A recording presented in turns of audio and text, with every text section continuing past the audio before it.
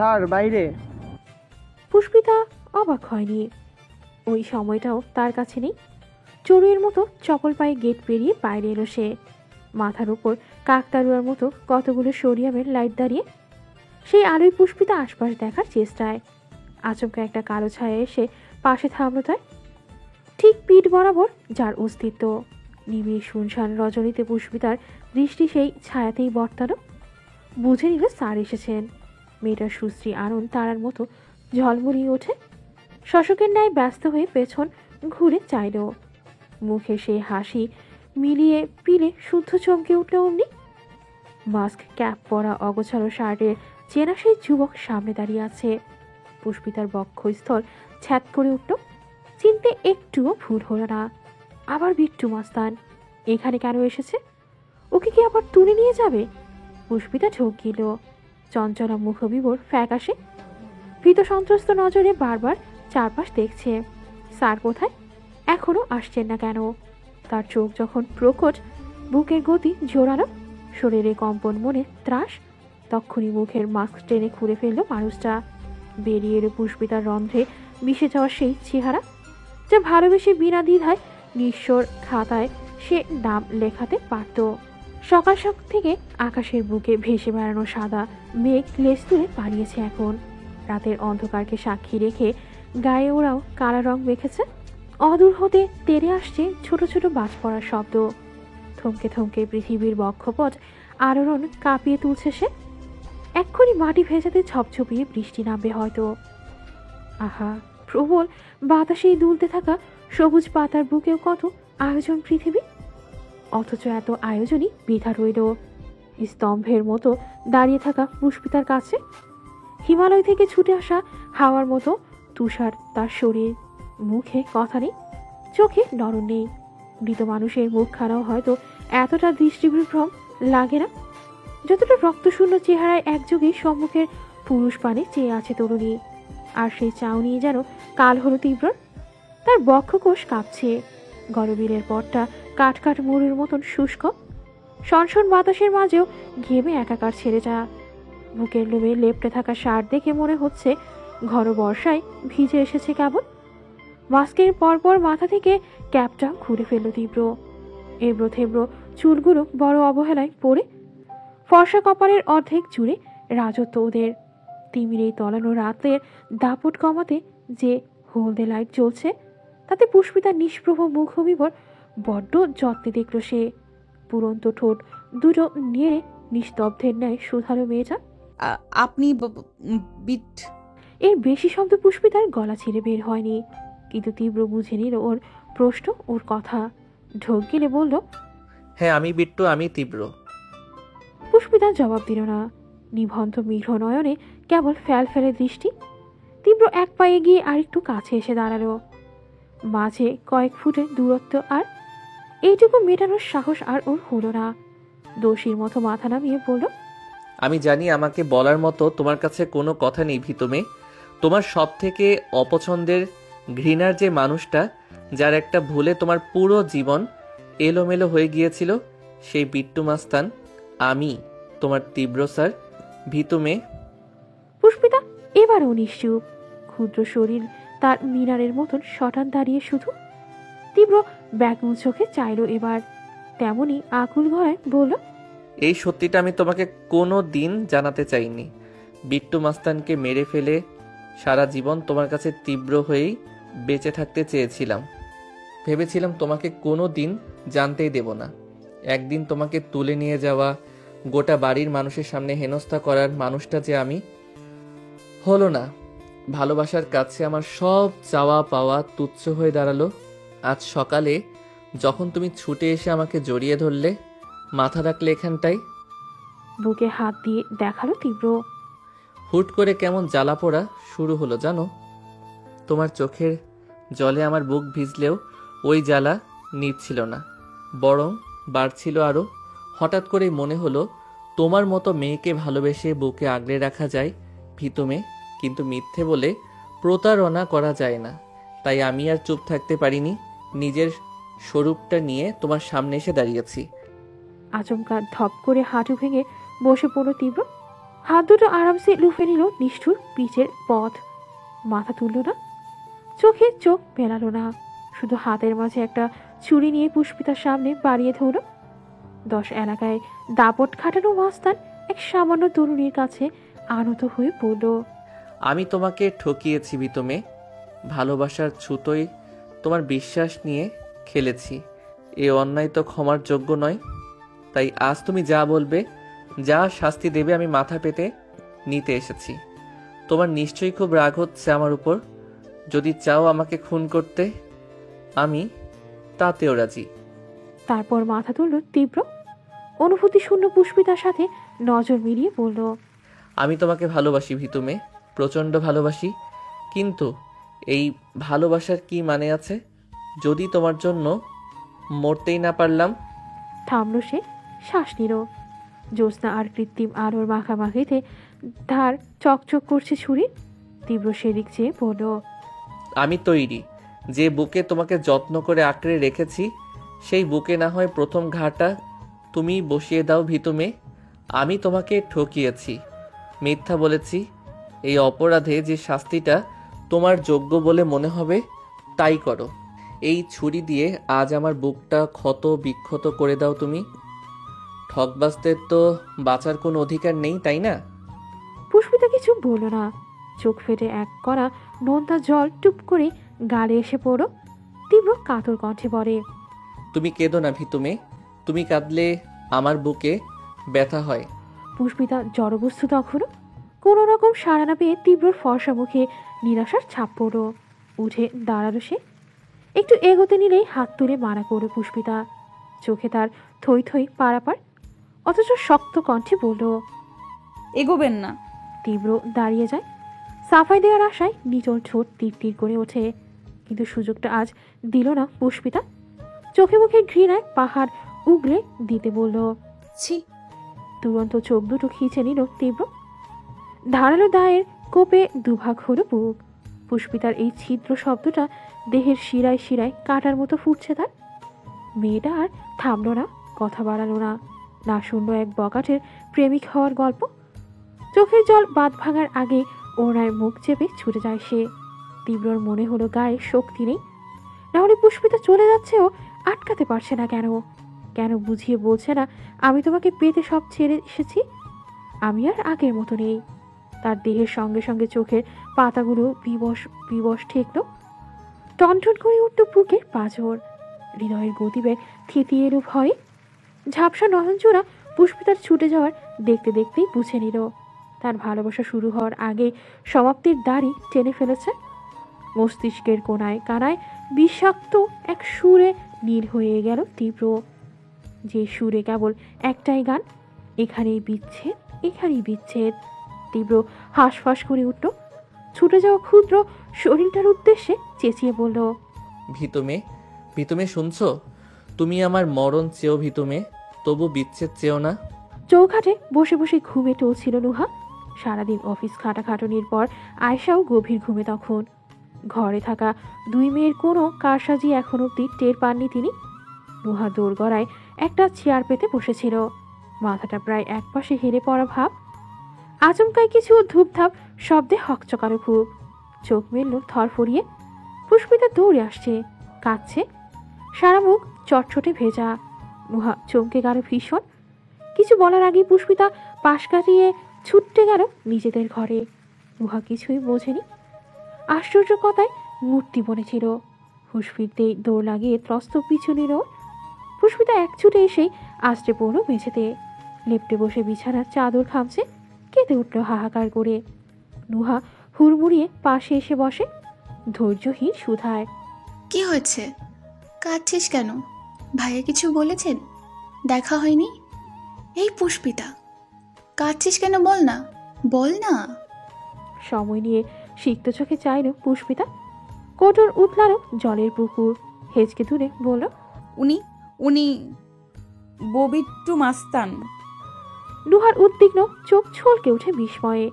এই রে, তীব্র ভাইয়ের সত্যিটা বলে দিয়েছেন? হ্যাঁ, তো তাড়াহুড়ো করতে গেলেন কেন? পুষ্পিতা তো ভুল বুঝবে এখন। ও কিছু বলতে হাঁ করেও কি ভেবে ঠোঁট টিপে নিল আবার।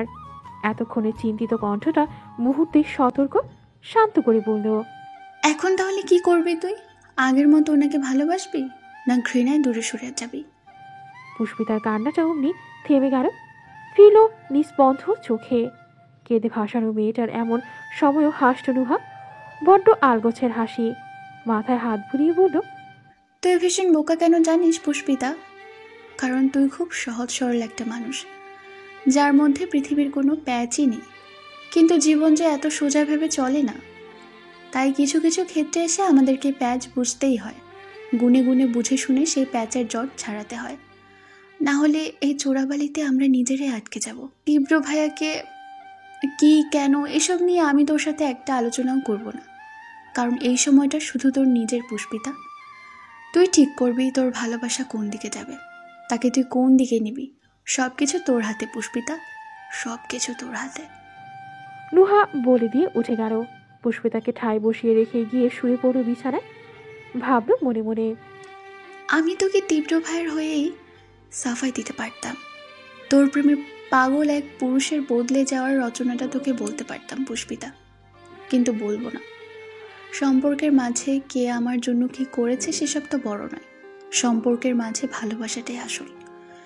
তাই ভাইয়া তোর জন্য কি কি করেছেন সেসবের ভিত্তিতে নয়, আজ ওনাকে ভালোবাসা দিয়ে বিচার কর তুই। এই সিদ্ধান্ত বোঝানোর নয়, কিন্তু এই সিদ্ধান্ত মনের পুষ্পিতা। মনকে বোঝা, প্রশ্ন কর, দেখ কি বলে। নুহা শুনেও ঘুম হলো না। পুষ্পিতার কান্নার শব্দ ঘরের চার দেয়ালে বাড়ি খেল শুধু। হুট করে আকাশে মেঘের প্রতাপ বাড়ল। ক্ষুদ্র ক্ষুদ্র শব্দের সেই বাজগুলো বৃহৎ হল ক্রমে। বাইরের এক একটি প্রকট আওয়াজের মাঝে ঠান্ডা মেঝেতে পাথরের মতো শক্ত হয়ে বসে রইল পুষ্পিতা। মাথা, মন, শরীরের সব রন্ধ্রের প্রতিটা ভাঁজে সত্যিই কিছু প্রশ্ন শুনল সে। চোখের পর্দায় কখনো ভাসত সেই ভয়ানক রাত, মাস্ক ক্যাপের আড়ালে থাকা সেই বকাটে পিঠু। কখনো ভাসত তীব্র সুতনু চেহারা, তার হাসি, তার কাছে আসা একটু ছোঁয়া, এক একটি কথার মানে প্রাণ কেড়ে নেওয়া পুষ্পিতার। শেষ কানে বাজল একটু আগেই তুর্যের তীব্র সেই আর্তনাদ, তুমি আমার মরণ চেয়েও ভীতু মেয়ে, তবু বিচ্ছেদ চেয়েও না। সহসাই চট করে মাথা তুলল মেয়েটা, উঠে দাঁড়ালো তাড়াহুড়ো করে। জানালার বাইরে থেকে প্রবল বর্ষার ছাড় ছিটকে এসেছে ঘরে, সাথে মেঘের কি তেজ। এক পল ভেজা চোখে সেদিক চেয়ে থেকে পুষ্পিতা ছুট লাগালো কোথাও। সবে কি হাওয়ার মতো পায়ের গতি দেখে কাঁথার ভেতর হতে মুখ তুলল নুহা। কোচকানো ভ্রুটা টান টান করে মুচকে হাসল একটু। আগের বার যাওয়ার সময় যে মেয়েটা আয়সার ভয়ে নেতিয়েছিল, সেই মেয়ে এখন অত রাতে দুরন্ত পায়ে সিঁড়ি গলে ছুটছে। তীব্র একই রকম বসে তখনও, শক্তপোক্ত দেহের বিধ্বস্ত চিত্ত, চোখে জল নেই, কিংবা আছে। বৃষ্টির তোরে সেসব নোনতা স্রোত তো আলাদা করা যাচ্ছে না। অদূরের দারোয়ান বেশ কিছুক্ষণ দেখলেন ওকে। এই স্যার ওনাকে মাঝে মধ্যেই হাতের মুঠোয় বকশিস গুঁজে দেয়। আজকেও অসময়ে গেট খুলে রাখার জন্য ভালো অঙ্ক দিয়েছিল। কিন্তু এখন কি কিছু হয়েছে? মেয়েটা ওইভাবে চলে গেল, স্যারও ওইভাবে তখন থেকে বসে আছেন। এমন মরা বৃষ্টিতে ভিজতে যে শরীর খারাপ করবে, ভদ্রলোকের চিন্তা হলো। ঝটপট করে নিজের ছোট্ট কামরা থেকে ছাতা আনতে গেলেন। দীর্ঘদেহী তীব্রকে দেখতে তখন প্রস্তরের ন্যায় লাগছে। লাগামহীন বর্ষার তাণ্ডবে সাদা মুখ পাংশুটে, বিলাদি নয়নের খাজে কোনো প্রাণ নেই, চপলতা নেই। মাথা নুয়ে অমন হাঁটু গেড়ে বসার মাঝে কানে এলো নুপুরের রিনঝিন শব্দ। একজোড়া পা বড় উদ্বেগ নিয়ে কাছে আসে তার। চকিতে মাথা তুলল তীব্র। ছোটখাটো বর্ষণের ফাঁক গড়ে আবছা দৃষ্টি খুঁজে পেল দৌড়ে আসা পুষ্পিতাকে। ধরফরিয়ে উঠে দাঁড়ালো সে, কপালে ভাঁজ, চোখে মুখে বিভ্রম, নেত্রমণির পরতে পরতে যে প্রশ্নতে আনাগোনা। ওদের মেয়েটাতে হাওয়ার মতো এসে বুকের মধ্যে ঢুকে গেল পুষ্পিতা। পেরোবো দুই হাতে তীব্রর ভিজে চপচপে শার্ট খামচে ধরে বলল, আমি আপনাকে ভালোবাসি স্যার, আমি আপনাকে ভালোবাসি। প্রকৃতি এখন নিশ্চুপ, মুষলধারার বৃষ্টিটাও আস্তে ধীরে কমেছে। একপাল মৃদু বাতাস এসে খোঁচা দিচ্ছে শরীরে। একটু আগের বেদনায় ডুবন্ত হালকা বর্ষার আছে এখন শুধুই মন ভোলানো সুর। আড়াআড়ি অন্ধকার হাত পা মেলে বসেছে অদূরের ওই গহীন ঝোপে। ঝড়ো হাওয়া বাতাসের স্পর্শ পেতেই নিভে গেছে রাস্তার সোনালি আলো। ডুবন্ত এক তমসা ভরা রাতে নিথরের মতো যে সুপুরুষ দাঁড়িয়ে, তার চওড়া বুকের ভাঁজে আরেক রূপসী মিশে। তীব্র তো নিজের মাঝে নেই। চোখে মুখে অবিশ্বাস, রুদ্ধমস্ত নিশ্চল চাহনিতে একটা শক্ত পিলার সে। ভীতু মেয়ে কি সত্যিই ফিরে এসেছে? সত্যি এভাবে জড়িয়ে ধরেছে ওকে? ভালোবাসি বলেছে? তীব্র ভুল শোনেনি তো। সকালের মতো আরেকবার তীব্রর প্রাণ ওষ্ঠাগত হলো। তবে তফাৎ শুধু তখন ভয়ে মানবিকতায়, এবার ভালোবাসায়। অনিন্দ সুন্দর এই মুহূর্তে হঠাৎ তির্যক সাদা আলো ঠিকরে পড়ল ওদের ওপর। তীব্রর ঘোর ভাঙল অমনি। সঙ্গে সঙ্গে কতগুলো তেড়ে আসা হাততালির আওয়াজে চটক কাটা ন্যায় নড়ে ওঠে পুষ্পিতা। প্রিয় পুরুষের বুক হতে চকিতে মাথা তুলে ঘুরে চায় পেছনে। তীব্রর বন্ধুরা সহসা ছিটকে সরে এলো মেয়েটা। মিরাজ, আরমান, মুশফিক, নাহিদ সবকটা হাজির। আরমানের হাতে টর্চ, একটা ছাতা মেলে চারজন ঠেসে ঠুসে দাঁড়িয়েছে। তীব্রর এত দেরি, আবার ভারী বর্ষণ, সব মিলিয়ে কেউ আর ঘরে হাত পা গুটিয়ে বসে থাকতে পারেনি। তারপর নিচে নামতেই ফাঁকা রাস্তায় বন্ধুর এই দৃশ্যে চমকের পর আনন্দে ফেটে পড়ছে তারা। কিন্তু পুষ্পিতা কোনটায় নিঃশেষ? কি করবে, কোথায় তাকাবে? সবকিছুই প্যাচ বেঁধে গেল। মিরাজ থেমে নেই, দু আঙ্গুল মুখে দিয়ে সমানে সিটি বাজাচ্ছে সে। নাহিদের পুরো ঠোঁটেই হাসির তুফান। ফাঁকে আনজানে মনে ওপরে দেখল, ইস, মিস নুহা এমন সুন্দর দৃশ্যটা মিস করে গেলেন। বিট্টু আর পুষ্পিতা এক হয়েছে। মেয়েটা এখানে থাকলে সব থেকে বেশি খুশি হতো। উতলা মন চাইল ছুটতে গিয়ে নোহাকে এখানে টেনে নিয়ে আসতে। এত রাত, সাথে আয়সা ঘরে ওসব ভেবে গেল না। আবার মেয়েটা যে রাগ করে আছে ভাবতে নাহিদের হাসি মিলিয়ে মুখ কালো হলো। নুহা আজ গোটা একটা দিন তার সাথে কথা বলেনি। ছাদেও দেখা হলো, তাকায়নি ওর দিকে। নাহিদের কত খারাপ লেগেছে জানে মেয়েটা। তার ধ্যান ছোটে বন্ধুদের হুল্লাহুল্লি শুনে সব ছেড়ে ফেলে নিজেও সামিল হলো। তারপর ওরা এক ছুটে গেট পেরিয়ে বাইরে চলে এলো। চারজন চারপাশে ঘুরতে ঘুরতে কুণ্ডুলির মধ্যে আটকে নিল তীব্র পুষ্পিতাকে। চোখে মুখে বাদ ভাঙা উল্লাস, হাততালি দিতে দিতে গান ধরল, বন্ধু যায় না হারাইয়া রাস্তায় সে দাঁড়াইয়া। এতক্ষণ প্রেম কইরাছে বৃষ্টিতে ভিজিয়া, ঋত্বিক রোশন সাজিয়া। তলে তলে টেম্পু চালাচ্ছে, হই হই। দূরের দারোয়ান ছাতা নিয়ে আর আসেনি। ওখানে দাঁড়িয়ে হাসছেন তিনি। ভাগ্যিস এই বিল্ডিং এর বাড়িওয়ালা এখানে থাকেন না, না হলে ছেলে পেলে গুলোর আনন্দ মাটি হতো।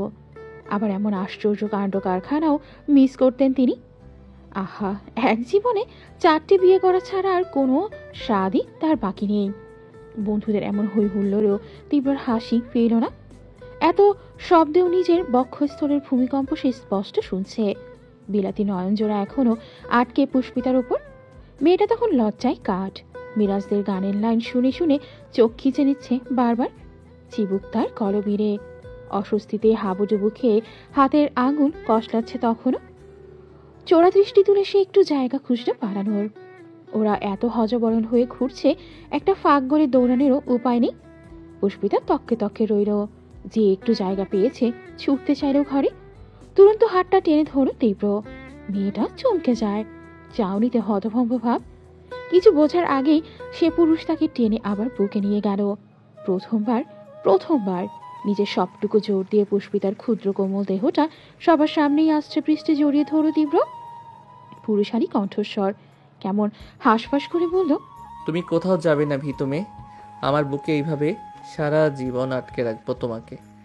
তুমি কোথাও গেলে আমি মরে যাব, সত্যি মরে যাব। রাত তখন অনেক, 2টো পার হবে নিশ্চিত। তীব্র থমকে থামকে পাজিগুলোকে ঘরে পাঠিয়ে দিয়েছে। বিরাট তোপে পুষ্পিতা তখনও আত্মস্থ হতে পারছে না। একটু আগে সব ঘটনা পরপর সাজালে পৃথিবীটাই দুলছে তার। এত সাহসী কবে হলো? কবে এমন নির্লজ্জ হলো? ইস, এই 19 বছর বয়সে এত লজ্জা মেয়েটা কোনোদিনও পায়নি। তীব্র চোখের দিকেও আজ তাকানো দুঃসাধ্য যেন। পুষ্পিতা সিঁড়ি বেয়ে আগে আগে উঠছে, পেছনের ছায়ার মতো তীব্র। ঠিক এই কারণেই পুষ্পিতার পা এগোতে চাইছে না। মোজাইকের খাজে কেউ আঠা লাগিয়েছে নাকি? দুজনেই কাক ভেজা। সারা সিঁড়িঘর তৈরিয়ে গেল পোশাক চুইয়ে পড়া টুপটাপ জলে। পুষ্পিতা আরও তো মাথায় নিজেদের দরজা অব্দি এলো, থামলো, ভেতরে না ঢুকেই পিছু ঘুরো আবার। কুণ্ঠায় নিবন্ধ চোখের তারা অমনি থতমত খায়। তীব্র দাঁড়িয়ে আছে, ঘরে যায়নি। চোখে চোখ পড়তেই ডান ভ্রুটা তুলল সে। পুষ্পিতা থতমত ভাব ঢাকতে নিজেই বলল, না মানে এমনি দাঁড়িয়েছি। তীব্র ঠোঁট কামড়ে হাসত, কপাল কুঁচকে বলল, আমি তো বলিনি তুমি আমার জন্য দাঁড়িয়েছো। পুষ্পিতা আইঠায় ভাবেই গাল চুলকালো। ভীষণ দোটানায় থুবড়ে পড়েছে বেচারি। তার এক্ষুনি এই মুহূর্তেই তীব্র সামনে থেকে পালাতে ইচ্ছে করছে। মানুষটার এই যে প্রেমিক সুলভ বাঁকা নজর, এই যে তাকে মেপে দেখা, এসব তো কাটার মতন দাগ কাটছে বুকে। পরপর যেতে ইচ্ছে করছে না। এভাবেই অনন্তকাল তীব্রর সামনে দাঁড়িয়ে থাকা যায় যদি। এতেও পুষ্পিতার অনেক সুখ। মেয়েটা কি করবে ভেবে পেল না। দ্বিধাদ্বন্দ্ব নিয়েই গলার শ্লেষা কাটারও বলল মিনমিনিয়ে, অনেক ভিজেছেন আজ, মুখে গরম তেল মালিশ করে নিলে জ্বর টর আসবে না, ঘুমও ভালো হবে। পুরোটা সে ওর দিকে না চেয়েই বলল। তীব্রর জবাব এরও বিলম্বহীন, ঘুম আসবে আমার? প্রথমবার যখন কলেজের বাইরে বসে হাত ধরেছিলে 3 রাত ঘুমোতে পারিনি, আজ তো 2বার জড়িয়ে ধরেছ। কদিন ঘুম হবে না কে জানে। পুষ্পিতার শীর্ণ বুক ছলকে উঠল এত। এরপর আর দাঁড়িয়ে থাকা হয় না। অনন্তকালের সুখখানা সে নিমিষেই বিসর্জন দিয়ে দিল। হাওয়ায় দুলতে থাকা পলাশের মতন ফুলে ফেপে ওঠা গাল, উচাটনে ভর্তি হৃদয় নিয়ে চপল পায়ে ঘরে ঢুকেই খিল টেনে দিল মেয়েটা। তীব্র বুক ফুলিয়ে মুক্ত শ্বাস টানল। এত সহজেই অনুভূতির দোলাচল থেকেই নিস্তার মিলবে বোঝেনি। ভীতুমেয় সব ভুলে ওকে ক্ষমা করেছে, ঠকিয়েছে জেনেও ভালোবেসে কাছে টেনেছে। এমন মিষ্টি ভবিষ্যৎ যদি আগে জানতো তীব্র, শুরুতেই সবটা বলে দিত তাহলে। তীব্র ঘরে ঢুকলো আস্তে ধীরে। দরজা লাগিয়ে ফিরতেই ভরকে উঠল একটু। পিচ্ছিগুলো সবকটা একদম মুখের ওপর দাঁড়িয়েছে এসে। ও পুরো কণ্ঠে বলল, কি চাই? মিরাজ বলে। দেখাতে চাই। তীব্র ভ্রু বাঁকায়। কি? পাশে মুশফিক ছিল। মিরাজ আচমকায় ঢাপটে ধরলো ওকে, কাঁদো কাঁদো ভাব করে বলল, তুই কোথাও যাস না মুশফিক, তুই আমার বুকের মধ্যে থাক, তুই গেলে আমি মরে যাব। সবাই হু হা করে হেসে উঠল এতে। তীব্র চোখ রাঙিয়ে বলল, বেশি সাহস বেড়েছে তোর তাই না? দাঁড়া। পায়ের জুতোতে হাত দিতে গেলে মিরাজ ছুট লাগায়। বাকিরাও দুরন্ত কদমে পিছু নেয় তার। তীব্র তেড়ে যেতে নিয়েও দাঁড়িয়ে গেল। মনের প্রশান্তি কিংবা প্রেমের শুরু। কোনো এক সুখে হাজার হাজার প্রহর পর ঝরঝর করে হেসে ফেলল সে। পুষ্পিতা চোরের মতো পা টিপে টিপে ঘরে এসেছে। আয়সার দরজার হুক আগেই খুলে দিয়েছে নুহা। মেয়েটা নরম বিছানায় লেপটে গেছে একদম। পাতলা কাঁথায় পা থেকে মাথা অব্দি ঢাকা। ঘরের আলো জ্বলছে তখনও। পুষ্পিতা ভেজা জামা কাপড় ছাড়লো, সেসব ধুয়ে নিংড়ে মেলল বারান্দায়। চুল মুছে গামছায় পেঁচিয়ে আস্তে ধীরে পাশে গিয়ে শুয়ে পড়ল নুহার। গায়ের কাঁথাটা টেনে উপাস ফিরতেই বলল কেউ একজন, স্যার হলেন বাবার মতো সম্মানীয় মানুষ। পুষ্পিতা লাফিয়ে উঠল ত্রাসে, প্রকট চোখে বলল, তুই ঘুমোসনি? নুহা এপাশ থেকে ওপাশ ফিরে শোয়। কর্কশ কণ্ঠে বলে, লাইট অফ কর, তোর আর তোর স্যারের জ্বালা এতক্ষণ আলো জ্বালিয়ে ঘুমাতে হয়েছে, আর পারবো না, সরি। পুষ্পিতা ঠোঁট উল্টালো, চুপচাপ উঠে সুইচ টিপল দেয়ালে। শুয়ে চোখ বন্ধ করতেই তীব্রর শক্ত চিবুক ভেসে ওঠে সামনে। মুচকে হাসল মেয়েটা, মাথার বালিশ টেনে বুকে নিয়ে এলো। আজকের রাত শেষ হবে, কিন্তু এই যে প্রণয় লীলা শুরু হলো দুজনের, এর শেষ আছে কোথাও? নুহার আজ রেজাল্ট বেরিয়েছে। ভীষণ আশ্চর্যের কথা হলো ডিপার্টমেন্ট টপার হয়েছে মেয়েটা। খবরটা রাতারাতি পৌঁছে গেল নাহিদের কানেও। দুপুরবেলা আয়েশা দুটো বড় বাটিতে পোলাও কোরমা রেঁধে তাদের ঘরে দিয়ে গেছে। সাথে গদগদ হেসে জানিয়ে গেছে এসব। সেই থেকে ব্যাকুল চিত্তে ঘুরে বেড়াচ্ছে নাহিদ। এত ভালো ভালো খাবার মুখে রুচছে না তার। মাথার মধ্যে এক পৃথিবী চিন্তা নিয়ে কোনো রকম 1 ঘন্টা পার করলো সে। নুহা ওর উপর চরম ক্ষেপে আছে। এই রাগ তো ভাঙাতে হবে তাই না? সাথে মেয়েটা এমন চমৎকার রেজাল্ট করলো, ডিপার্টমেন্ট টপার হওয়া কি মুখের কথা নাকি? একটা উইশ না করতে পারলে নাহিদ মরেও শান্তি পাবে না এখন। কিন্তু কিভাবে কি করবে সে? নুহা রেগে তাকালে তো ওর দম ফুরিয়ে যায়। সেখানে চোটে কিছু বললে যে সে নাহিদকে আর খুঁজে পাওয়াই যাবে না। নাহিদ অনেক ভেবে ভেবে একটা বুদ্ধি আঁটল মনে, আর এক মুহূর্ত দেরি না করে গায়ে শার্ট চাপিয়ে রকেট বেগে ছুটে গেল কোথাও। ফুলের দোকান থেকে একটা বড় বুকে কিনেছে সে। দোকানি বুকেটা দেওয়ার সময় বলেছেন এই ফুল দিলে যে মেয়ে তাকে দু চোখেও দেখতে পাবে না সেও খুশিতে প্রেমে পড়ে যাবে। নাহিদ ফুরফুরে মেজাজে রিকশায় উঠে বসল। যদি কোনো মেয়ে বুকেটা দেখে প্রেমে পড়তে পারে সেখানে রাগ ভাঙা তো মামুলি ব্যাপার। ছেলেটা উজ্জ্বল চোখে মুখে ফুলের গায়ে হাত বোলালো। দরজায় এসে শার্টের কলারটা টেনে টুনে গোছালো দুবার। বুয়া মাত্রই ঘর মুছেছেন। মেঝে চটচটে ভেজা। বালতির জল পাল্টাতে যাওয়ার আগে বলে গেলেন, আপা সাবধানে হাইটেন, ফ্লোর কিন্তু ভিজা, কারেন্টও নাই যে ফ্যান চালাবো, পইরা টইরা গেলে আমি জানি না। ফোন টিপতে টিপতে ঘাড় নাড়ল নুহা। কলিং বেলটা তক্ষুনি বাজল ও উঠে এলো তড়িৎ। পুষ্পিতা কলেজে। আয়শা সবই জোহরের নামাজ দিয়ে দাঁড়িয়েছেন। শরীর ভালো নেই তাই অফিস থেকে ছুটি নিয়েছেন আজ। দরজাটা নুহাই খুলল। অমনি ওপাশ হতে চেঁচিয়ে উঠল নাহিদ, অভিনন্দন। কিন্তু হঠাৎ কাণ্ডে মেয়েটা হকচকালো খুব। ভেবা চাকায় পেছাতে গেলেই ভেজা মেঝেই হড়কে গেল পাটা। সাথে সাথে ধপাস করে পড়ে গেল নিচে। নাহিদের কথা শেষ। বুকের আড়াল থেকে চোখ দুটো ছিটকে বাইরে এলো। নুহা মেঝেতে পড়েই সাপের মতো করছে, চোখ মুখ ব্যথায় গোটানো। নাহিদ ওকে কিভাবে তুলবে বুঝল না। হতভম্বতায় হাত না পেতে বুকেরটাই বাড়িয়ে দিল। অমনি জ্বলন্ত চোখে চাইল নুহা। চোটে বলল, আপনি দেখতে পাচ্ছেন না আমি পড়ে গেছি? আমাকে না তুলে ফুল সাজছেন কেন? ফুল নিয়ে কি শুয়ে থাকবো এখানে?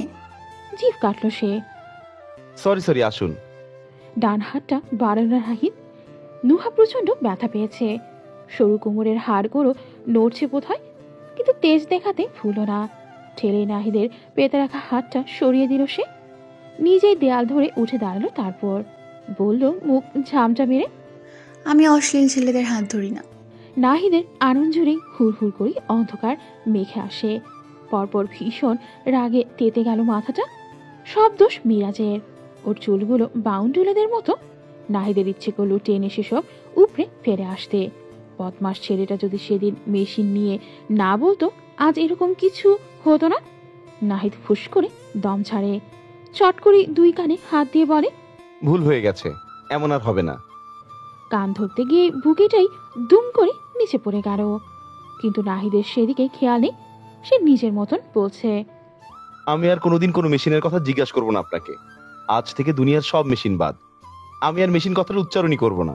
করবেন না করেও 3 বার করে ফেললেন। নাহিদ আবার জিভ কাটে, আবার বলে, সরি। নুহার রাগ খুব সত্যি নেই। পড়ে থাকা বুকেটা নিজেই ওঠালো সে, শুধালো সংকোচহীন। এটা কি আমার জন্য? নাহিদের কণ্ঠ প্রফুল্ল। জি, আপনি এত ভালো রেজাল্ট করেছেন সেজন্য। এখনো কান ধরে আছেন কেন? হাত নামান। ও সাথে সাথেই হাত নামালো। হেসে বলল, থ্যাংক ইউ। দাঁত কেলাচ্ছেন কেন? আমি কি আপনাকে মাফ করেছি নাকি? ফের হাসিটা ধপ করেই নিভে গেল নাহিদের। করেননি? না। নাহিদ উতলা হয়। কি করলে মাফ করবেন বলুন, আমি তাই করব। নুহা মনে মনে বলল, আমাকে ভালোবাসলে। চুপ দেখে তাগিদ দিল ছেলেটা। বলুন প্লিজ। কথার মধ্যে আয়েশা এসে দাঁড়ালেন। ওকে দেখেই বললেন, ও মা নাহিদ, তুমি কখন এলে? তারপর চোখ পড়ল নুহার হাতের দিকে। এত বড় বুকেই? তুমি বলছি ওকে শুভেচ্ছা জানাতে এসেছো? নাহিদ জোরসে মাথা ঝাঁকায়। বেশ বেশ, আচ্ছা তোমার গল্প করো তাহলে, আমি চা দিচ্ছি। এবারেও মাথা ঝাঁকালো নাহিদ। আয়েশা যেতেই নুহা বলল, সব কথা এত মাথা ঝাঁকাবেন না তো, মুখে বলবেন। কি বলবো? ভালোবাসার কথা। বেখেয়ালে ও বলে আবার সতর্ক চোখে চাইল নাহিদ। হ্যাঁ। নুহার কণ্ঠে দাপট। হ্যাঁ কি? ভালো ভালো কথা বলবেন, না হলে আপনার সাথে মিশবো কেন? ছেলেটা বোকা বোকা ভাবে আবার মাথা নাড়ল। নুহা ভালো ভালো কথা বলেছেন, কিন্তু সে যে অন্য কিছু শুনল। পরপরই শির দ্বারা সোজা করল নাহিদ। সর্বনাশ! ও কি মিরাজের সাথে থেকে থেকে সত্যিই অশ্লীল হয়ে যাচ্ছে। নুহার নিষ্পলক চাউনি তখনই বুকেতেই। নাহিদ প্রথম কিছু দিয়েছে। এটাও কোথায় তুলে রাখবে, মাথায় না বুকে? নুহার খুব করে মন চাইও বুকেটাতেই চুমুখে ভরিয়ে ফেলতে। নাহিদ সামনে বলে পারল না। ওপর থেকে একটা গোলাপ বের করলো শুধু। চটপাটের কণ্ঠটা হঠাৎ মিহি করে বলল, এই ফুলটা আমার চুলে গুলছলে কেমন লাগবে মিস্টার ঢ্যাঁড়স? নাহিদ সানন্দে জানায়। দারুণ। নিষ্পাপের মতো বায়না করলো মেয়েটা। তাহলে আপনি গুজে দিন না। অবাক চোখে চাইল সে। আমি নুহার মাঝে ভনিতা নেই, অমন জড়তাহীন জানালো। আমি তো তেমন সাজগোজ করি না, জানি না কিভাবে গুজতে হয়। দেবেন আপনি? নাহিদের মুখাবে অস্বস্তির ছাপ, কিন্তু মুখের উপর মানা করতে পারল না। এগিয়ে এলো, হাত থেকে ফুলটা নিতেই 5 ক্লিপে আটকে রাখা চুলগুলো খুলে দিল নুহা। বলল, আপনি আমার কানে গুজে দিন, তাতেই হবে। নাহিদের হাত কাঁপছে, কাঁপছে বুকটাও। কি যে অস্থির টিপটিপে শব্দ কানে খাজে। ফুল গেতে দেওয়ার পুরোটা সময় তার দিকে একযোগেই চেয়ে রইল নুহা। নাহিদ ফুলে যে সরে আসে। খোলা কেশের এক কোণে টকটকে লাল গোলাপ রাখা তরুণী তখন শ্রেষ্ঠ সুন্দরী হয়তো। নাহিদ ওসব বুঝল না, হিসেবে সে বড্ড কাঁচা। একটুখানি শুকনো ঢোক গিলল কেবল। নুহা ঠোঁট নেড়ে শুধালো, আমাকে কেমন লাগছে? নাহিদ কথা বলতে গিয়ে টের পেল কণ্ঠনালীতে শব্দ নেই। জানালো কোনো রকম, সুন্দর। এখন আমায় দেখলে কেউ প্রেমে পড়বে? নুহার আচরণ কেমন অন্যরকম আজ, এমনটা নাহিদ কখনো দেখেনি। কি সব উদ্ভট উদ্ভট প্রশ্ন। উত্তরে মাথা নাড়ল শুধু। বোঝালো, হ্যাঁ। ফটাফট প্রশ্ন ছুড়ল মেয়েটা। তাহলে আপনিও পড়বেন? নুহার আচমকা ধেয়ে আসা প্রশ্নের জবাব নাহিদের কাছে নেই। কেন নেই, কি জন্যে, সেসব জানার কথাও না। তবে ওই দোলাচলের ভার সামলাতেই ছেলেটার ফর্সা আদল অস্তমিত রবির ন্যায় রক্তিম হয়ে উঠল। শুষ্ক গলবিলে সাহারা দিতেই ঢোক গিল কবর। সুতনু পুরুষের ফ্যাকাশে মুখে একযোগে চেয়ে রইল নুহা। কিছু দীর্ঘশ্বাস আটকে থাকলো বক্ষ পিঞ্জরের ফাঁক করে। নাহিদের মনের কোথাও সে নেই, থাকলে কি উত্তর দিতে এত সময় নিত ছেলেটা? নুহার হঠাৎ আকাশ ভেঙে কান্না পেল, কিন্তু নিজেকে সামলে নেওয়ার তুখর প্রয়াস কাঁদতে দিল না আজও, বরং বিভ্রমের অর্ণবে ডুবতে থাকা এক নাবিককে বাঁচাতে তক্ষুনি হুহা করে হেসে উঠল সে। নাহিদ আশ্চর্য চোখে চায়। একটু আগেই কথার বানে খেয়ে ছোটানো তরুণী খল বলালো ঠিক ঢেউয়ের মতো। হাসতে হাসতে বলল, ভয় পাচ্ছেন কেন? একটা সামান্য কথায় মানুষ এত ভয় পায়? আমি তো মজা করছিলাম। মজা করছিলাম শব্দটাই নাহিদ যেন প্রাণ ফিরে পেল। মরুর ন্যায় খড়খড়ে ওষ্ঠপুট এবার সরল দুদিকে। কপালের ঘাম মুছে বলল, ওহ তাই বলুন। আসলে হঠাৎ করে আপনাকে এত অচেনা লাগছিল, আমি ভীষণ ঘাবড়ে গিয়েছিলাম। সে তো যাবেনি, আপনি যে ঢ্যাঁড়স। নাহিদের মুখখানা অপমানে আজ থমথমে হলো না, ঠোঁটের হাসিটাও কমেনি।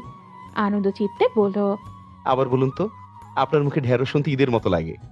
নুহা চেহারা গোটায়। এ আবার কি উদাহরণ? কথার পিঠে বোকার মতো হেসে গেল নাহিদ। সত্যি বলতে ও এখনো নার্ভাস, এখনো সমান্তারে বুক ধুকপুক করছে। নুহার মজা করে বলল এই প্রসঙ্গে আগামী সপ্তাহখানেক দখল চালাবে মনে। নাহিদ বোকা ঠিক আছে, কিন্তু প্রেমিক তো। একটা প্রেমের ছোঁয়ায় গভীর অনুভূতির সাক্ষাৎ পেয়েছিল জীবনে, তাই একেবারেই যে কিছু বুঝবে না তা তো নয়। নুহা কি সত্যিই মজা করেছে, নাকি ওই একটু বেশি বেশি ভাবছে? না, ওর মাথাটা আসলেই গেছে। একেবারে মারির চিপায় ফেলে চিবিয়ে চিবিয়ে খেয়েছে মিরাজ। না হলে নাহিদ তো এমন নয়। স্কুল কলেজে তার মতো ভদ্র ছেলে দুটো ছিল না। আর সেই ছেলে কিনা, না নাহিদ, আজ এর একটা বিহিত তোর চাই। তোকে সরল পেয়ে ছেলেগুলো চিংড়ি ভাজা করছে, কখনো কচুর মতো কাটছে। এসব তো আর মেনে নেওয়া যাচ্ছে না।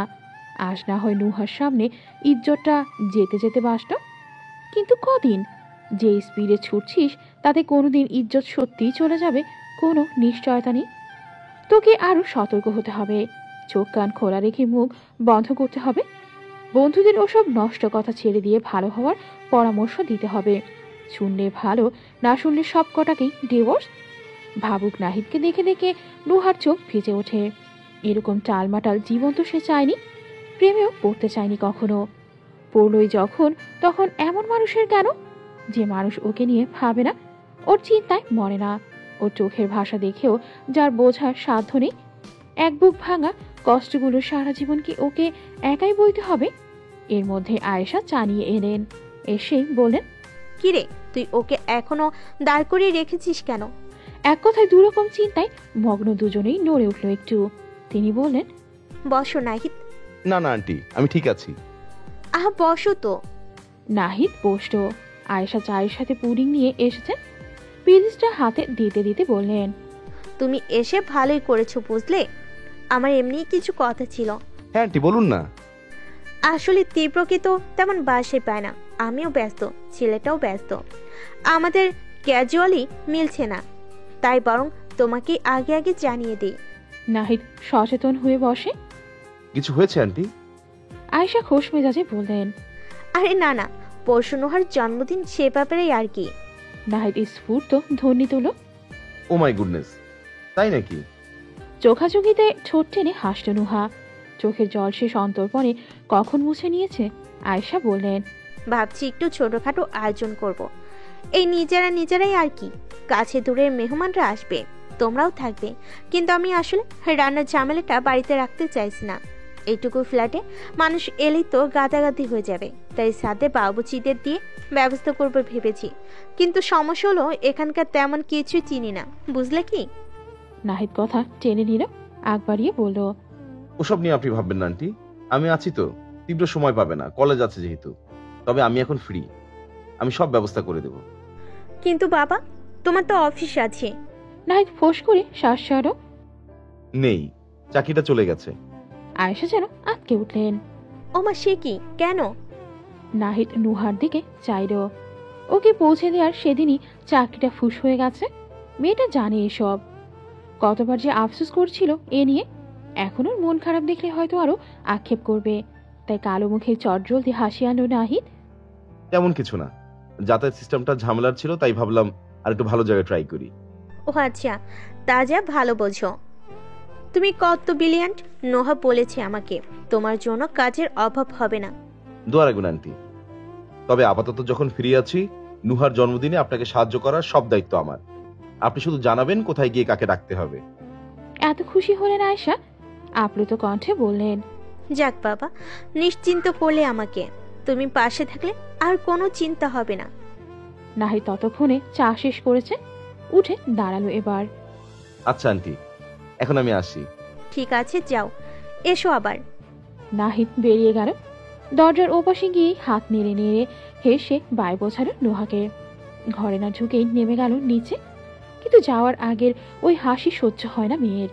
বুকের উত্তালতায় অতিষ্ঠ হয়ে ধরম করে দৌড় চাপালো সে। পেছন থেকে আয়েশা বলেন, সত্যি ছেলে দুটোকে যত দেখি তত অবাক হই। এই যুগে আমাদের পাশে ফ্ল্যাটে দুটো স্বর্ণ থাকে, বুঝলি। নাইট যে চমৎকার ছেলে, প্রথমে তো ধরতেই পারিনি, এখন দিন দিন কি যে মুগ্ধ হচ্ছি ওর উপর। নুহা এক টুকরো মরণ শ্বাস ফেলল, ভাবল মনে মনে, এই মুগ্ধ হওয়ার চক্করে যে আমি আটকে গেছি আম্মু। ঢ্যাঁড়সটা আমার মন নিয়ে ভেতর থেকে আমাকে পুরো শেষ করে দিল। এটা স্বর্ণ না ছাই। একজন আমাকে প্রেমের ফাঁদে ফেলে নাকে দড়ি দিয়ে ঘোরাচ্ছে, আর একজন পুষ্পিতাকে নিয়ে এই রোদের ভেতর কোথায় কোথায় ঘুরছে কে জানে। ঘড়িতে একটা ছুঁই ছুঁই ভাব।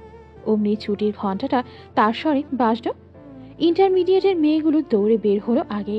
গায়ের সাদা সাদা ইউনিফর্ম যেন উজ্জ্বল সকালের শ্বেত বুকের লোমের মতো লাগছে। ভার্সিটির শিক্ষার্থীরা ক্যাম্পাস ছাড়লো পরে। করিডোরে তনুজার সাথে সাথে পা মিলিয়ে হাঁটছিল পুষ্পিতা। আচমকায় ঝড়ো হাওয়ার মতো কেউ একজন পাশ কাটিয়ে গেল। পুষ্পিতার নরম বাহুতে দেহের সংঘর্ষ স্পষ্ট। মেয়েটা চমকে সরতে চায়। প্রকট চোখ সামনে পড়তেই নিভে আসে পরপর। তীব্র হেঁটে যাচ্ছে। লম্বা লোকটার হাঁটার ভঙ্গি এত দারুণ, দর্শনের ভেতর নিঃসন্দেহে আলাদা করা যাবে। এগিয়ে যাওয়া পুরুষটিকে দেখে প্রেমের স্বভাবে পুষ্পিতার বুকটা ধক করে কাঁপে।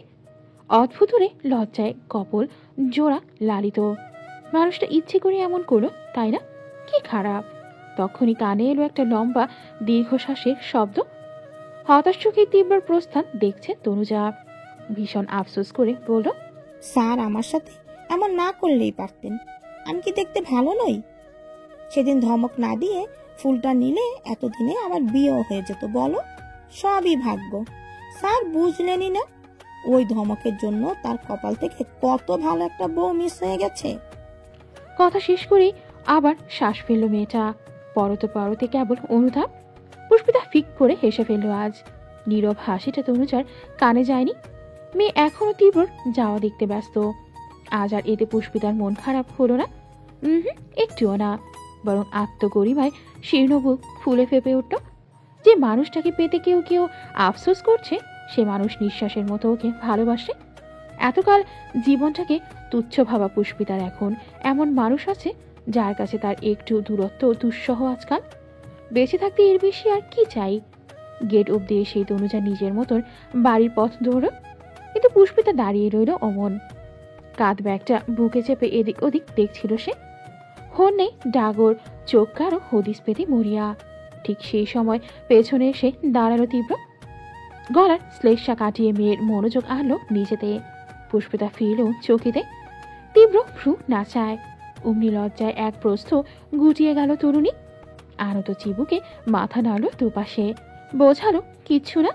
তীব্র কথা বাড়ালো না, পার্কিংয়ে গাড়ি আনতে গেল।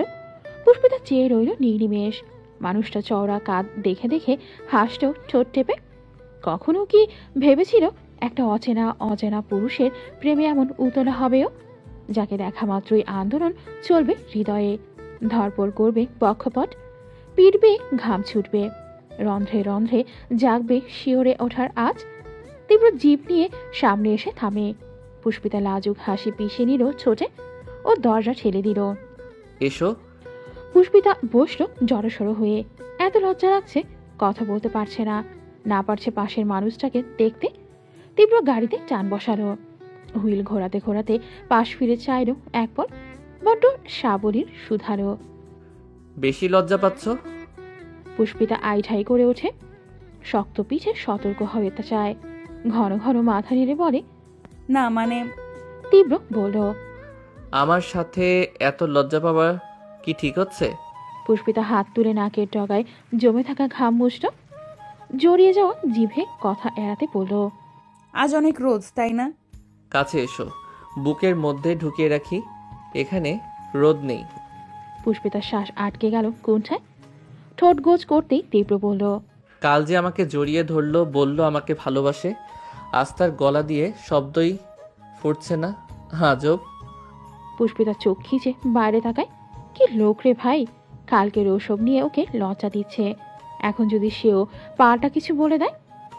কাল তো আপনিও কিছু কম করেননি। কে আমাকে বুকের ভেতর ঠেসে ঠুসে বলেছিল তোমাকে ছাড়া আমি মরে যাব? নেহাত পুষ্পিতা ভালো মেয়ে, লাজ লজ্জার মাথা খেয়ে ওসব বলতে পারছে না। ও হঠাৎ খেয়াল করলো তীব্র অন্য রাস্তায় ঢুকছে।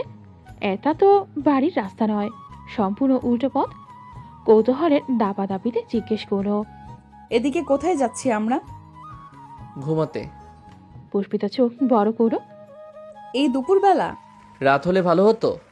তীব্রর মিটি মিটি হাসি দেখে শির দ্বারা শক্ত করে পুষ্পিতা মুখ ফিরিয়ে বলল, আপনি খুব খারাপ। তীব্র হাসল, কিছু বলল না। আধ ঘন্টার মাথায় গাড়ি এসে থামলো একটা বড় পার্কের সামনে। ঝুলন্ত সাইনবোর্ড দেখেই পুষ্পিতা অবাক হয়ে বলল, আমরা এখন পার্কে যাব? কত রোদ, এর মধ্যে ঘুরলে শরীর খারাপ করবে না? তীব্র ততক্ষণে নেমে গেছে। কথার পিঠে জবাব এলো, নামো। পুষ্পিতা নিঃশ্বাস ছাড়ে।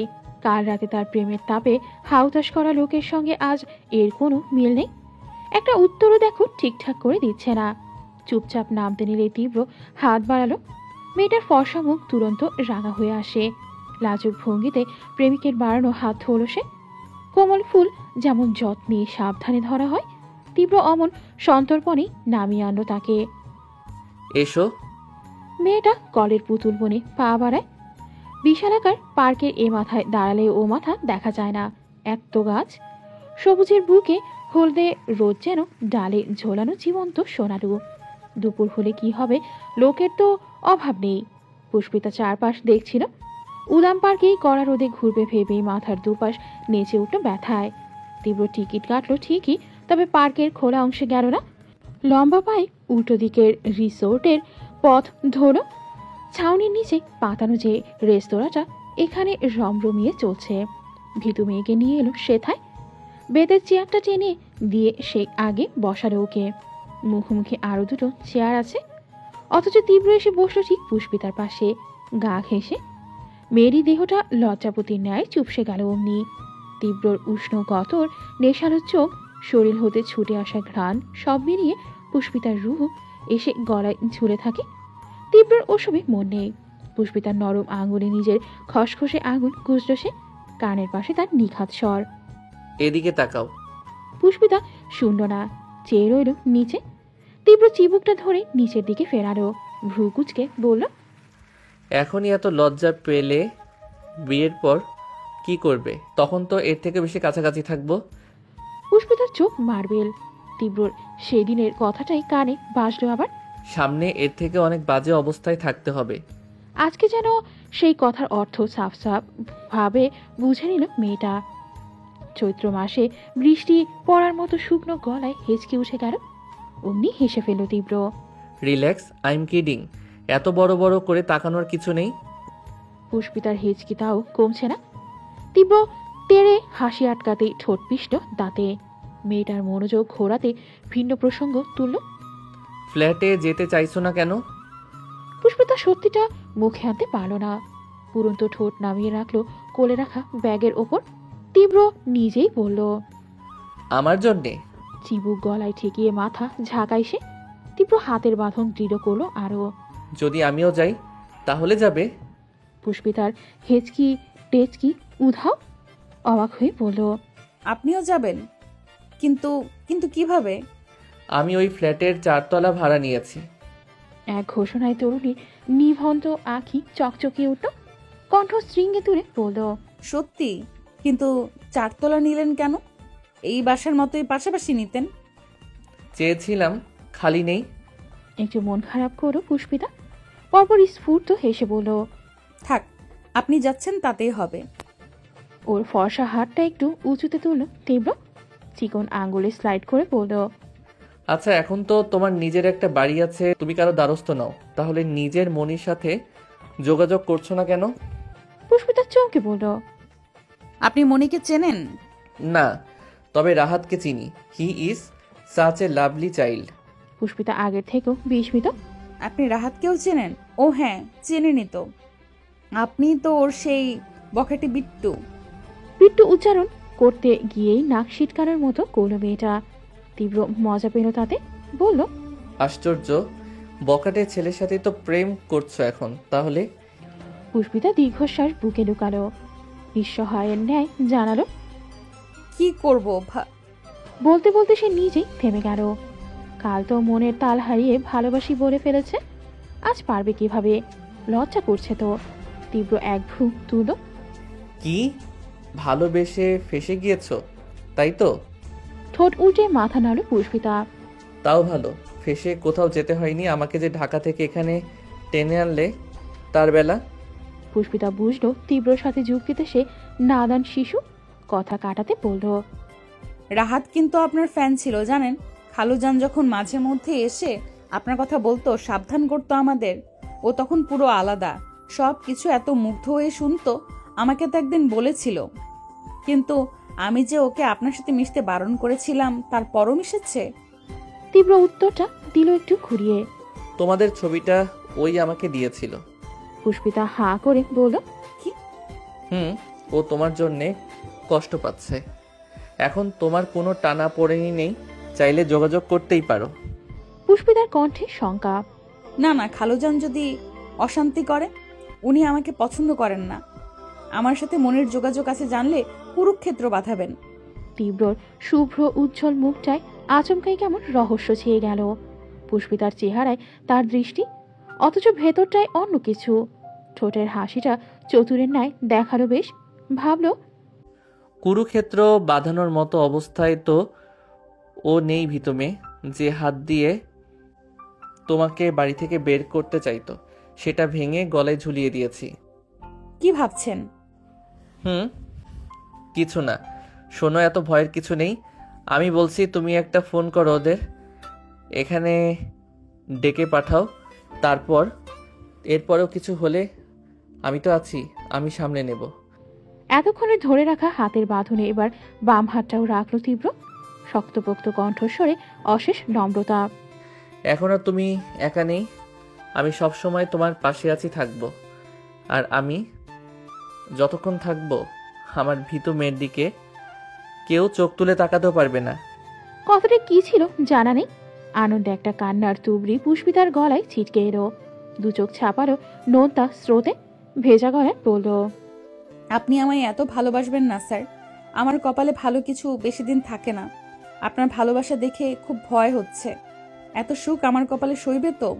নুহার পরশুর জন্মদিন এগিয়ে এলো রোদের মতো। ঝুপ করে সূর্য উঠে যেমন দিন আসে, অমন তাড়াহুড়োয় দিক বেদিক ঘুরে বেড়ালো ঘড়ি কাটা। এখন বাজে 11:30। নুহা টেবিলে বসে পড়ছে। আর মিনিট 30 পরে 19 ছাড়িয়ে 20-এর কোঠায় পা রাখবে সে। আর এই জন্মদিন নিয়ে সারাদিন বেশ তোড়ঝোড় চালিয়েছেন আয়েশা। একারণ যদিও কাঁধে কাঁধ মিলিয়ে দায়িত্ব সামলেছে নাহিদ। বাবুর্চি ঠিক করা, ফুলের অর্ডার, কেক অর্ডার, বেলুন দিয়ে ঘর সাজানো, এরকম টুকিটাকি অনেক কাজ। নাহিদের প্রতি মুগ্ধতায় আয়েশা খাতুন গদগদ এখন। বাজারটা করতেও ওকে সাথে নিয়ে গিয়েছিলেন। কাল সন্ধেবেলা অনুষ্ঠান। পুরো বিল্ডিং এর সাথেই নিজেদের কিছু আত্মীয় স্বজন ডাকা হয়েছে। সাথে 2-4 জন অফিস কলিগ আসবে। তবে নুহা ভার্সিটির কাউকে বলেনি। ওখানে কারোর সাথে তার বিশেষ খাতির নেই। সব থেকে বড় কথা, এই গোটা অনুষ্ঠান নিয়েই তার কোনো মাথা ব্যথাই নেই। শুধু মা আর পুষ্পিতার আনন্দ দেখে সায় মিলিয়ে যাচ্ছে। ভেতর ভেতর মনের সাথে প্রেমের যুদ্ধে বিধ্বস্ত সে। এই যে পড়তে বসেছে এখন, এটাও তো উসখুসে ভেতরটাকে ব্যস্ত রাখার প্রয়াস। আজকাল মাথার মধ্যে সারাক্ষণ নাহিদ ঘুরে বেড়ায়। নুহা নিশ্চিত এবার সেমিস্টারে ভার্সিটির টপার কেন, পাশের মুখ দেখবে কিনা সন্দেহ। আজকে সারাদিন নাহিদ ঘরে আসা যাওয়া করেছে। মায়ের সাথে সাথে সব কাজে হাত লাগিয়েছে। চোখের সামনে তাকে কতবার ঘুরতে দেখে নুহার ভেতরটা কাহিল প্রায়। বশীভূতের ন্যায় এক যুবকের প্রতি মগ্ন হওয়ার চিহ্ন মোছার কোনো অস্ত্র আছে? নেই। থাকলে নুহা কবে মুছে ফেলত। ও লম্বা শ্বাস ফেলল। তপ্ত শ্বাসের ছোঁয়ায় বইয়ের পাতা একটু উড়ে দমে গেল আবার। নুহা ঘরের চারপাশটা দেখল এক পল। পুষ্পিতা কোথাও নেই। অনেকক্ষণ ধরে দেখছে না কি করছে। পরপর ভাবলো কি আবার করবে। কাজ করছে হয়তো। এই মেয়েটাও না আর কত কাজ করবে।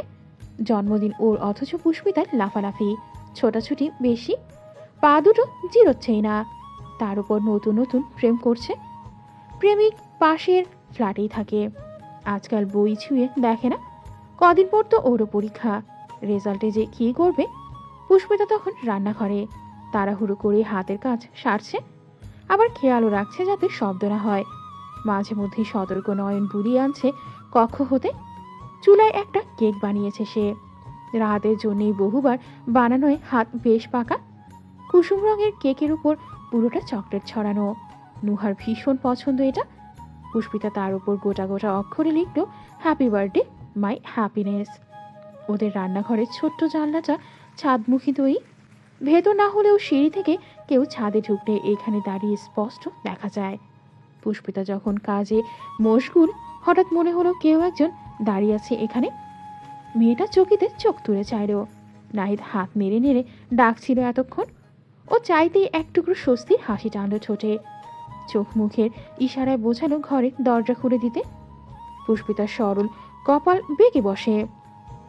দরজা খোলার জন্য এইভাবে ডাকছে কেন? ডোরবেল দিলেই তো হতো। নাহিদ ঠোঁটে আঙুল দিয়ে চুপ থাকতে বোঝাচ্ছে, মানা করছে কথা বলতে। পুষ্পিতা আর অত শত ভাবল না। নাহিদের ব্যাপারে সুপারিশ সে তীব্রর থেকে পেয়েছে। নুহার থেকে তো সব সময়ই পায়। পুষ্পিতা হাত তুলে বোঝালো, খুলছি। তারপর ছুটে এলো। দরজা খুলতেই শশব্যস্ত এগিয়ে এলো নাহিদ। ফিসফিস করে কিছু একটা বলল। সহসাই চোখ কপালে তুলল পুষ্পিতা। এত রাতে? ওর কণ্ঠে অনুনয়। Please please. পুষ্পিতা চিন্তায় পড়ে গেল। আবার নাহিদের অনুরোধ ফেলতেও পারছে না। একটু ভেবে বলল, আচ্ছা আপনি যান, আমি দেখছি। খুশি হলো নাহিদ। অমন ফিসফিস করেই জানালো, থ্যাংক ইউ থ্যাংক ইউ। পুষ্পিতার দৌড় চাপিয়ে ভাবলো কিছুক্ষণ কিভাবে কি করবে। ঘড়িতে একবার দেখে নিল সময়টা। আচমকায় কাঁধে হাত পড়তে নুহা চমকে উঠল একটু, যেন গভীর ধ্যানে ছিল। পুষ্পিতা অবাক হয়ে বলল, ও মা, এত কি ভাবছিলি? না কিছু না, বল না কি বলবি। আম্মু ঘুমিয়েছে? হ্যাঁ, মাত্র শুতে গেল। ও। পুষ্পিতা হুট করে আবদার ছুড়ল, চল ছাদে যাই। নুহার চোখ প্রকট। এখন? বাইরে কত বাতাস, ঠান্ডা, ভালো লাগবে, চল। না রে, আমি এখন যাব না। পুষ্পিতা গাল ফুনিয়ে বলল। তুই দিন দিন কেমন হয়ে যাচ্ছিস নুহা? আগের মতো হাসছিস না, আনন্দ করছিস না, আমি খেয়াল করে দেখেছি। সব সময় কি একটা চিন্তায় থাকিস। কি হয়েছে তোর, যেটা আমাকেও বলা যায় না? শ্রান্ত চোখে চাইল মেয়েটা। তুই তো নিজের জ্বালাতেই চলছিস, আমি আর কি বলবো, কেমন করেই বা বলবো। ভেতর ভেতর কিভাবে মরে যাচ্ছি আমি। প্রেমে এত ভোগান্তি আমাকে একটু আগেভাবে বলে রাখতে পুষ্পিতা, মনটাকে নাহিদের কাছে যাওয়ার থেকে টেনে হিচড়ে হলেও আটকে রাখতাম আমি। কিন্তু অভিব্যক্তি লোকাতে চট করে হাসল সে। স্ফূর্ত গলায় বলল, আচ্ছা বেশ, ছাদে গেলে প্রমাণ হবে তো আমার কিছু হয়নি, তাহলে চল যাই। আচ্ছা, আন্টিকে বলে আসি। পুষ্পিতা ছুটল। সেই চপর গতির দিকে চেয়ে মুচকি হাসল নুহা। পুষ্পিতার এমন চঞ্চলতা সে কোনোদিন দেখেনি। আগে কি বিষণ্ণ মুখে ঘুরত, ভয় ডরে চুপসে থাকতো সারাদিন। এত হাসি তো দূরের কথা, তেমন কথাই বলতো না। আর আজ এক সঠিক পুরুষের ছোঁয়ায় কতখানি বদলে গেছে। কি উৎফুল্ল! বন্ধুর উচ্ছ্বাস দেখে নিজের কষ্ট বেমানুম ভুলে গেল নুহা। পুষ্পিতা ফেরত এলো মিনিট কয়েকে। আয়েশা সবে শুতে যাওয়ার সজাগে ছিলেন। এত রাতে ছাদে যাওয়া নিয়ে প্রথমে দোনামোনা করলেও পুষ্পিতার মুখের উপর বিশেষ আপত্তি করেননি। মেয়েটা ছটফটিয়ে বলল, আন্টি যেতে বলেছেন, তবে বেশিক্ষণ থাকা যাবে না, তাড়াতাড়ি চলে আসতে হবে। অনীহাতেও হাসল নুহা। আচ্ছা চল। পুষ্পিতা তককে তককে হাঁটছিল। ইচ্ছে করে পেছন থেকে নুহাকে সামনে দিয়ে রাখল। ছাদের দরজার এখানে বাল্ব জ্বলছে, হলদে প্রভায় সবকিছু মোটামুটি পরিষ্কার দেখা যায়। নুহা সেই আলো গায়ে মেখে চৌখাট পেরিয়ে পা রাখলো ছাদে, কিন্তু পুষ্পিতা গেল না, দাঁড়িয়ে পড়ল দোরগোড়ায়। নুহা ভেতরের দিকে এগোতে এসে ছুট লাগালো পালাতে। পাশের ফ্ল্যাট থেকে বেরিয়ে আসা মানুষটার সাথে সময় মিলতেই শক্ত বুকে ধাক্কা লাগলো জোরে। তোপে উল্টে পড়তে ধরল পুষ্পিতা। তীব্র চট করে কোনোই টেনে ধরে। পরপরই দুষ্ট হাতটা ইচ্ছে করে কোমরে নিয়ে যায়, তারপর ঝট করে টেনে আনে কাছে। অস্থির পুষ্পিতাকে বলে, রিল্যাক্স, এত ছোটাছুটি কিসের? মেয়েটা হাঁপ ছাড়ার বদলে গুটিয়ে গেল আরও। লতানো কোমরে তীব্রর হাতের ছোঁয়া বৃহৎ করে তা। পুষ্পিতা আইঢাই করল হাত সরাতে। তীব্র বুঝে নিল, হাত সরালো সহসা। এতক্ষণে রুদ্ধশ্বাস সরালো পুষ্পিতা। ঠিকঠাক হয়ে দাঁড়ালো। তীব্রর কণ্ঠ সাবলীল। কটা বাজে এখন? বাইরে কি করছিলে? পুষ্পিতা অমনি উদ্বেল হয়ে উঠল, হড়বড়িয়ে বলল, জানেন, নাহিদ ভাই মনে হয় নুহাকে কিছু একটা সারপ্রাইজ দিবে। আমাকে বলেছিল ওকে ছাদে নিয়ে আসতে। নুহা এত অবাক হবে না, আমার তো ভেবেই আনন্দ হচ্ছে। পুষ্পিতা যত প্রফুল্ল ততধিক সন্দেহী চোখে চাইল তীব্র। দুই ভ্রু উঁচিয়ে বলল, সারপ্রাইজ দিচ্ছে নাহিদ? বাব্বা, আমার অবশ্য আগেই মনে হয়েছিল এদের মধ্যে কিছু একটা আছে। পুষ্পিতা মিহিস্বরে প্রতিবাদ করল, একদম না, এমন কিছু হলে তো নুহা আমাকে বলতো। এসব তোমাকে কেন বলবে? বারে, আমরা বেস্ট ফ্রেন্ড না? বেস্ট ফ্রেন্ড হলেই সব বলতে হয়? তুমিও বলবে? হ্যাঁ, বলবো তো। তীব্র কণ্ঠস্বর নেমে এলো হঠাৎ। সব বলবে? হ্যাঁ। ডান ভ্রুটা তুলল সে। সব? আমাদের মধ্যে যা হবে সেটাও? পুষ্পিতা সাগ্রহে ঘাড় নাড়তে গিয়েও সতর্ক হলো, তীব্র চোখে মুখে পরিবর্তন নেই, অথচ ঠোঁটের ভাঁজে চকচক করছে দুষ্টুমি। কুণ্ঠায় পুষ্পিতার ধরনে দ্বিধা হয়ে যায়। তীব্র আরও কিছু বলতেই যাচ্ছিল, মেয়েটা সেই সময় দিল না। হাঁসফাঁস করে মুখটা চেপে ধরল ওর, মাথা নাড়ল ঘন ঘন। আর কিছু বলতে হবে না, চুপ করুন, চুপ করুন। নুহা যখন আবিষ্কার করলো পেছনে পুষ্পিতা নেই, ততক্ষণে অনেকটা দেরি। সামনের পুরুষটিরই অভয়ব এগিয়ে আসছে এদিকে। নুহা চমকে গেল খুব, চোখ বড় করে বলল, আপনি? নাহিদের দুটো হাত পেছনে, পুরো ঠোঁটে বাদ ভেঙেছে হাসির। ভীষণ উত্তেজিত সে। শুভ জন্মদিন নুহা। নুহা বিস্ময়ে আকাশ থেকে পড়ল। 12টা বেজে গেছে, আজ ওর জন্মদিন। সেজন্যই নাহিদ ঠিক এই সময় উইশ করতে এলো। ছেলেটার কাছে ও এতটা গুরুত্বপূর্ণ। নাহিদ বাম হাতটা সামনে আনলো তক্ষুনি, এক থোকা গোলাপ তাতে, বলল নিষ্পাপের মতো, সেদিন বুক থেকে গোলাপ বের করলাম না, তখনই বুঝলাম এটা আপনার প্রিয় ফুল, তাই এতগুলো এনেছি। নুহার ওষ্ঠপুট আলাদা হয়ে গেল। স্তম্ভিত সে ভালো লাগার দোলায়। নাহিদ তাগিদ দিল। কি হলো নিন? ও জ্বরের মতো হাতে নিল ঠিকই, তবে আঙুল বোলাতেই কপাল গোছালো। এগুলো তো নকল। হ্যাঁ, আর্টিফিশিয়াল, কিন্তু দেখতে আসল ফুলের মতো না। অনেক খুঁজে পেয়েছি জানেন। ভাবলাম গাছের ফুল দিলে আজকের পর নষ্ট হয়ে যাবে। আপনার জন্মদিনে আমার দেওয়া প্রথম উপহার নষ্ট হলে চলে, তাই এমন কিছু এনেছি যেটা আপনার পছন্দ হবে, আবার সারা জীবন নিজের কাছে রেখে দিতেও পারবেন। যখন এটা দেখবেন মনে করবেন এই অধমের কথা।